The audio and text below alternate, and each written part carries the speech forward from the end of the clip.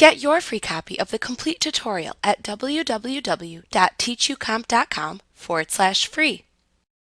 To delete journal entries in Outlook, click to select the journal entry to delete in the journal folder. To select multiple journal entries, click the entries while holding down the Shift or Control keys on your keyboard to make adjacent or non-adjacent selections as needed. Then press the Delete or Del key on your keyboard to delete the selected entries. Alternatively, select the entries to delete and then click the Delete button in the Delete button group on the Home tab of the ribbon. To delete all the entries in a particular journal category, under an Entry Type Journal Heading section, right-click the heading. Then select the Delete command from the pop-up menu that appears.